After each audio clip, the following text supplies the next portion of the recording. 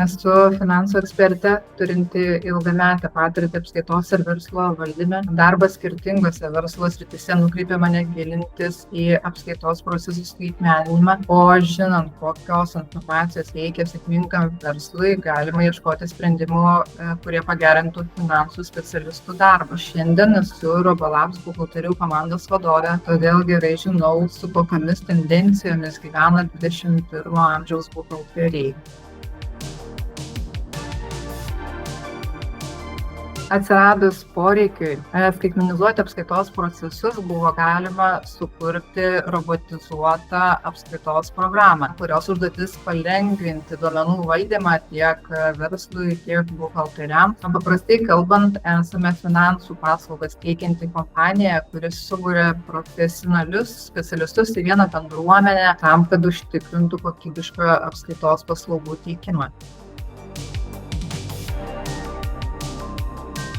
Mūsų programa išsiskiria tuo, kad didelis dėmesys yra skiriamas supaprastinti pirminių dokumentų apsikeitimą tarp verslo ir buhalterio, bet žinoma, bei sutaupyti sąlygas verslui analizuoti finansinius rodiklius realiu laiku. Elektroninės prekybos verslai ar, pavyzdžiui, įmonės naudojančios POS sistemas pardavimų duomenų apskaitimai naudoja API integracijas, kurių pagalba visi pardavimai registruojami apskaitos registruose be žmogaus įsikišimo.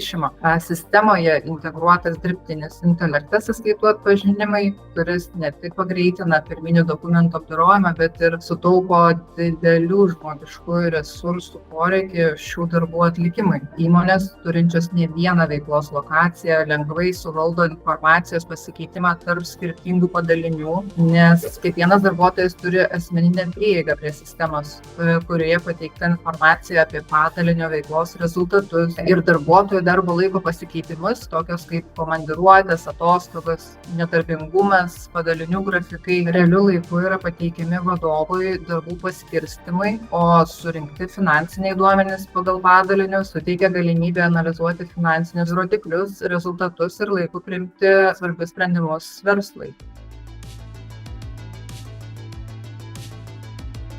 Sakykime, šiuolaikinis verslas neatsiejamai keičiasi naudojant įvairius technologinius sprendimus. Jau tikriausiai nei vienas neįsivaizduojame, kad banko išrašai galėtų būti perduodami buhalterijai popieriniu formatu, ar norėdami atsiskaityti už prekes ir paslaugas lauktume eilėje banko padalinyje. Naudojant API sąsają, skirtingų bankų duomenys persiunčiami į apskaitos sistemą automatiniu būdu ir integruoti duomenų perdavimo moduliai sukuria galimybę pirkėjams atlikti mokėjimą pasirenkant tiesiog sąskaitą, kurią išsiuntėt elektroniniu paštu, arba formuoti pavedimus sekėjams nesijungiant prie banko paskyros, bet pasirenkant, sakykime, Robolabs sistemą.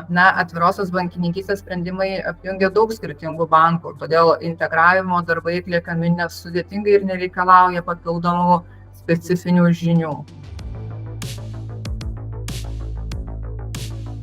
Naudų turime daug, bet Robolabs privalumus išskirčiau dvejopo pobūdžio, nes skiriasi sistemos naudotojų poreikiai. Pirmiausia, galbūt pristatysiu naudas, kuriomis jau 8 metus džiaugiasi mūsų klientai. Tai tokie kaip nenutrūkstama prieiga prie sistemos, neribota dokumentų saugykla, verslui pritaikytas vizualas, kuriame diagraminis finansinių rodiklių atvaizdavimas, buhalterio konsultacija mokestiniais klausimais. Klientai renkasi mus dėl paprastų kasdieninių darbų palengvinimo, tokių kaip visi dokumentai vienoje vietoje, prieinami realiu laiku iš bet kurios pasaulio vietos, išrašytos sąskaitos pateikimo greitis, galima išrašytą sąskaitą išsiųsti net būnant automobilyje, galimybė greitai ir patogiai apmokėti už prekes ir paslaugas, mokėjimą formuojant tiesiogiai sistemoje, darbuotojų darbo laiko ir užduočių atlikimo planavimas, ir daug kitokių, bet galbūt šitie pagrindiniai, o nemažą naudą sistema teikia buhalteriams. Sistemoje yra sukurti papildomi moduliai skirti tik buhalteriams, tokie kaip deklaracijų kalendoriai, einamojo mėnesio darbų atlikimai ar metiniai finansiniams metams pasibaigus, kalendoriuose pateikiama išsami informacija apie kiekvieną deklaraciją, kurios Verslo subjektai privalo pateikti valstybinėms institucijoms juose pildomą informaciją apie darbų atlikimo deadline'us, mokėtinus mokesčius ir užduoties įvykdymo statusą. Dokumento apdorojimo modulis, kuriame registruojama visa informacija susijusi su pirminiais dokumentais. Atsiradus poreikiai turime statistinius duomenis, kiek dokumentų buvo sėkmingai apdorota, kiek atmesta dėl dubliavimo ar dėl kitų priežasčių importavimo klaidų. Turint šį modulį visada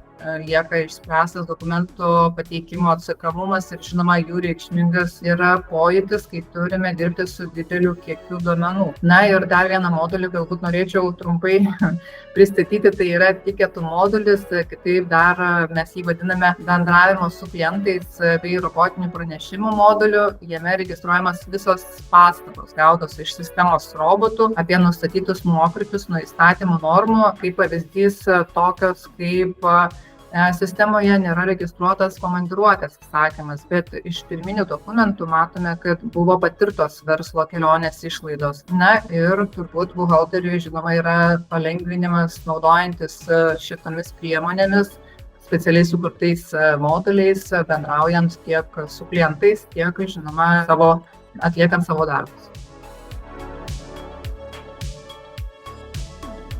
Kviečiame visus finansų specialistus, pradedančius, profesionalus, seniai turinčius patirties ir norinčius prisijungti ir prie sparčiai augančios komandos ir išbandyti save apskaitos skaitmenizavimo procesuose. Na ir žinoma, kaip be mūsų gerbiamų ir visada laukiamų verslininkų, kadangi Robolabs visiems verslo moduliams pritaikyta apskaitos sistema, todėl kviečiame verslo atstovus prisijungti prie nemokamos demo versijos ir savarankiškai išbandyti sistemos galimybės.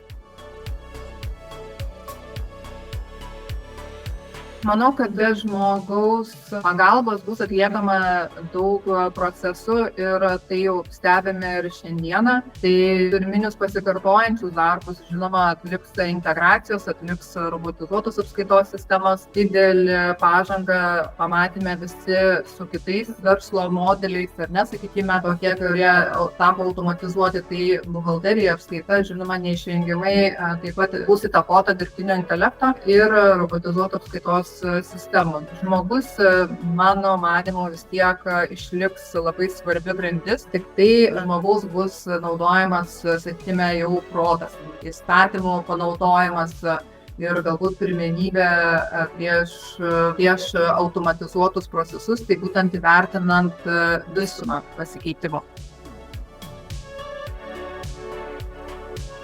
Greičiausiai didžiausias iššūkis vis tik bus darbuotojų kvalifikacija, apmokinti darbuotojus, paruošti specialistus, naudotis robotizuotos apskaitos sprendimus, sugebėti juos naudoti, atitinkamai auginti dirbtinį intelektą. Nes dirbtinis intelektas, žinome, kas yra mašininis mokymasis, tai suprantama, kad jisai mokosi iš to, ką mes jiems užduosime. Tai manau, didžiausiai iššūkiai būtent bus suvaldyti didelius duomenų srautus.